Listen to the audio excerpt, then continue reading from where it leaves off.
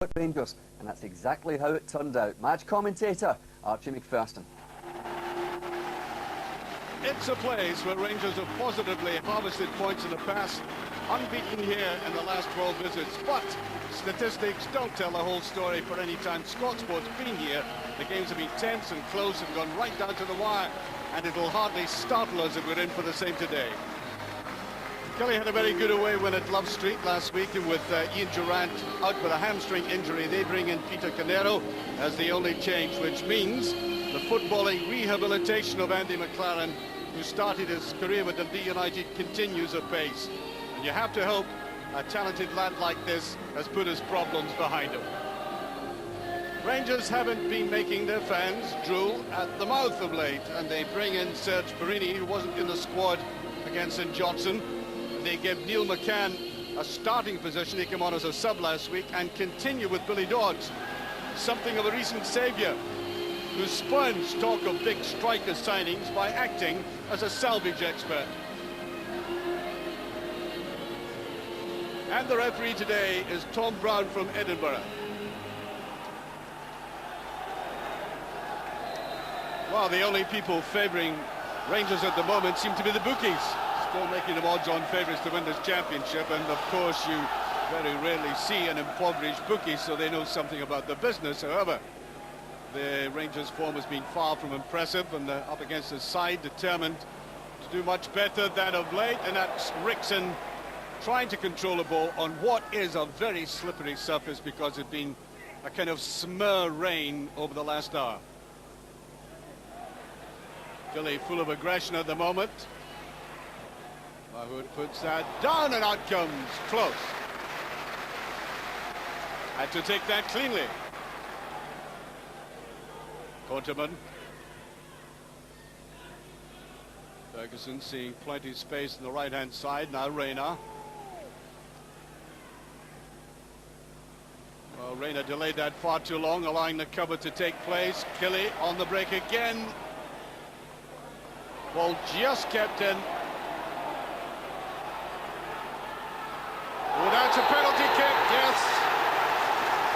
No question, Konterman really taken on the outside by Andy McLaren, the man we mentioned right at the start. Penalty kick, no complaints, as he keeps the right leg trailing. So, McLaren, I think, will take the responsibility himself. This is how it came about.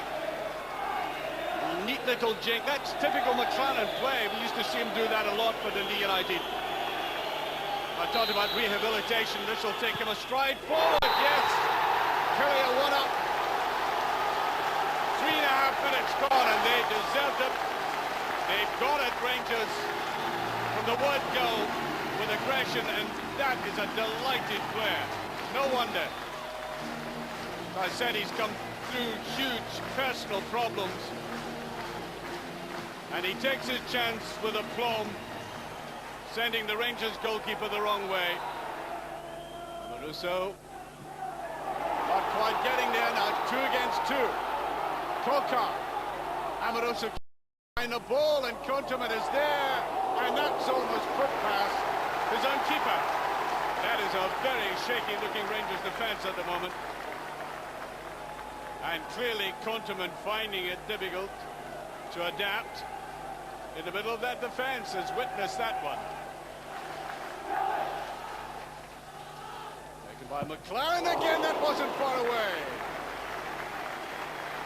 Well, Kokar is looking extremely sharp, and I think what was good about this was not just the finishing effort, but the way he crept in there from a difficult angle, tried to curl it round. Perini. It goes to Dodds.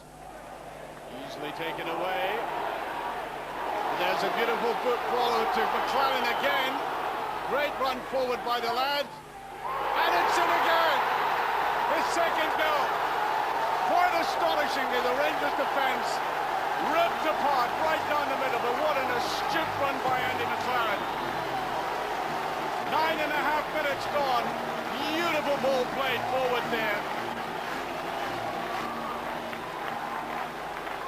Now this required the finest finish yet. One-to-ones can sometimes, well, he almost got to Klaus, And Rangers at this stage staggered. But as Bobby Williamson sitting amongst his directors, who must be very pleased as he is with this two-goal lead. He must be enjoying himself, Bobby. Still McCann. Too tight from Wallace. There's Wallace again. Free kick, I think, as McCann tried to go through. Free kick to Rangers, and here they will be missing Albert. Tackle in there by McGowan, and he can't have any complaints about this. I think there's a booking, in fact, for McGowan for that.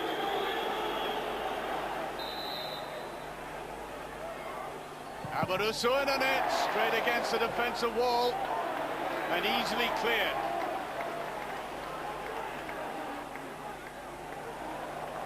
No wonder he's looking stern. Al Ferguson. Played well to the side. Can had come up to Van Bronckhorst, and that's just over. Wallace.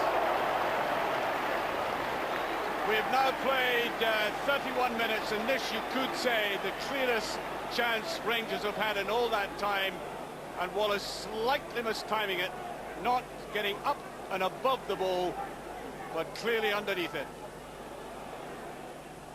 There's McCann. Played that well to Ferguson. Van Bronckhorst on towards Wallace, and I think he's already been booked. Now that is a bookable offence. Nobody wants to see a player sent off in any game, but look at that. That is a yellow card, and really I think he's very fortunate to stay on. It would have been a terrible blow to Kilmarnock, but I think the referee's been very charitable. Or is he changing his mind? Yes, he is off. Harsh as it would be in terms of the way that Kilmarnock have had superiority, it was technically just. Van Bronckhorst. McCann, lovely little turn, goes on the outside. And it's a penalty kick to boot. Tried to take him on the outside. And the referee, Tom Brown, points to the penalty spot. Yes, that's a penalty kick.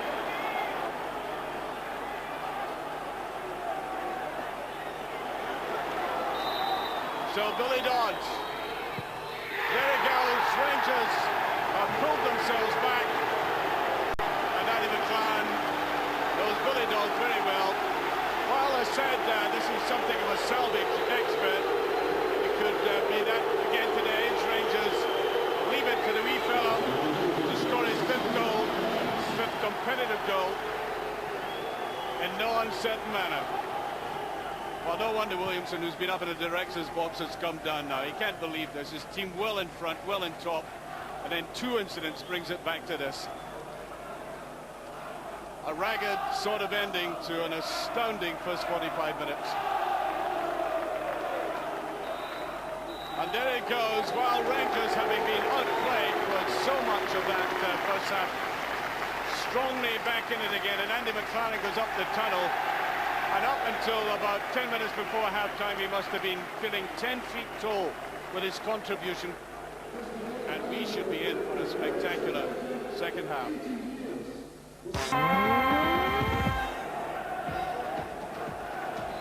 Well, referee Tom Brown was roundly booed by the Kilmarnock supporters when he came on there, and I'm sure Jim in the studio will be looking very carefully at why he took so long to make that booking, that second booking of Kevin McGowan. I thought it was a booking, but you wonder, was he pressurized? Had he made up his mind?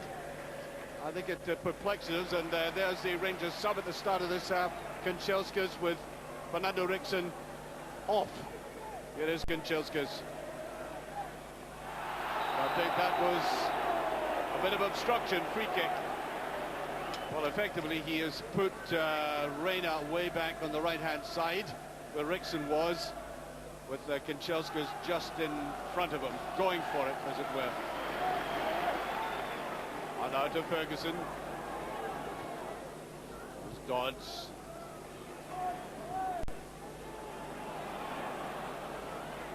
McCann. Great run by McCann. It's in, and it had to be taken by Gordon Marshall first time. The next penetration, at least McCann is getting outside the Kilmarnock defence and getting to the line. Kanchelska's not as successful on the other side.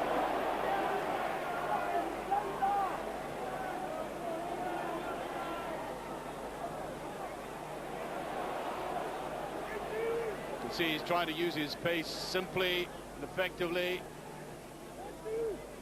Dodge. Ferguson. Well, that's a very good save again, as three Rangers players waiting for a little mistake. And Ferguson bearing down in goal effectively. Here's Kanchelska's.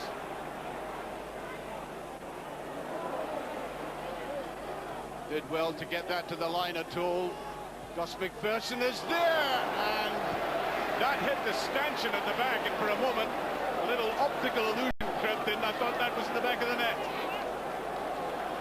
I think he was panicked into doing this, and just for a moment as he went for it there and looked towards goal. And Perini is coming off, and also Wallace. Chugai is on.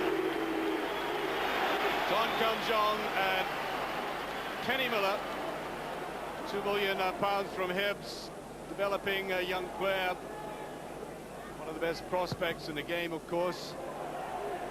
Oh, brilliantly brought down there. Ali is going to have a go. Well, the old touch is still there. Really took Conterman right out of it.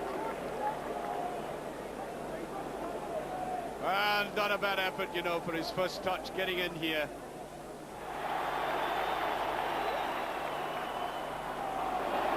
There goes Amoruso with Van Bronckhorst. Into Van Bronckhorst, he'll try the shot and go. And the covering of this Kilmarnock defence has been absolutely immense.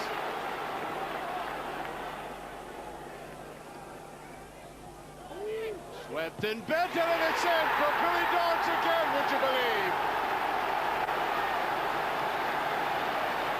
Well, I cannot stress enough what this man has done. Despite all the talk of it getting illustrious strikers to Ibrox, it's a rescue act again by this man. Boring his way into goal. There was only one thing he had in mind, get the forehead to it, and he did. And we've got exactly 15 minutes remaining. We're now back to square level. I don't think he'll be happy with this. Look at the space Rayner has now. And it goes, and Dean Delu's there again. Ian McPherson have been superb. Rayner.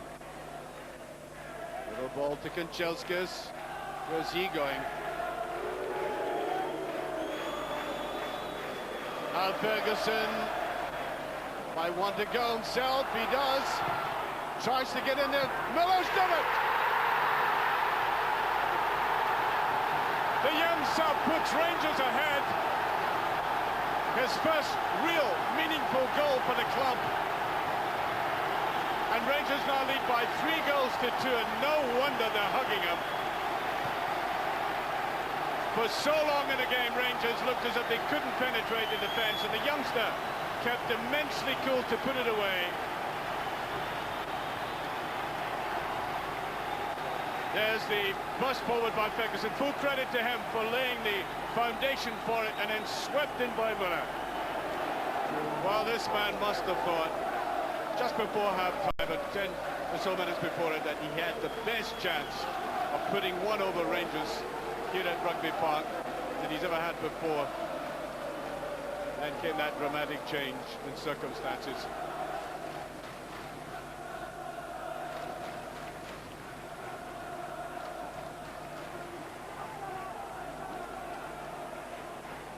Surging forward again, this time McCann with it. It's not offside, and it should be It is! Tugai does it.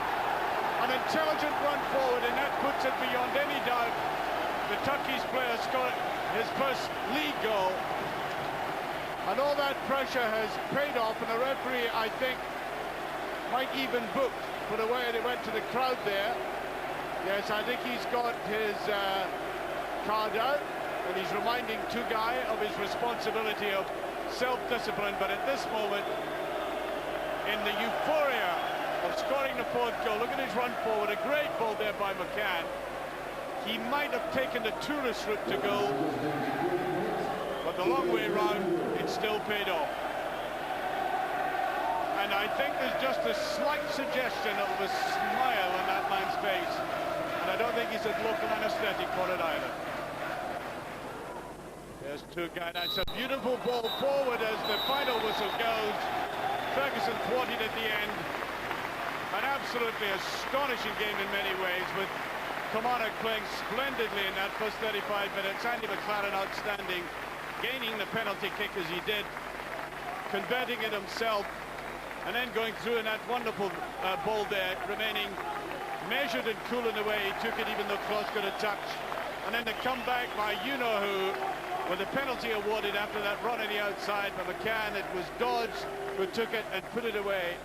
And then in the second half, with Rangers pushing on the pressure, crowded penalty areas, Dodds coming up, an absolutely positive header into the back of the net. And then young Kenny Miller on as a substitute, and against so many players around him, and getting that final touch to put it through. And then an exquisite goal at the end by Tugai after great play by McCann, putting him in there. Camley putting it into the back of the net eventually. But oh, it was a very narrow game in many ways for 11 men against 10 at the end of the day. The final score, Kilmarnock 2, Rangers 4. Yeah, it was good because I think at the end the result was the most important thing today, because in the beginning of the season, if you're not 100% your condition, I think it's important to get the right result. Andy, a fantastic start for Kilmarnock today.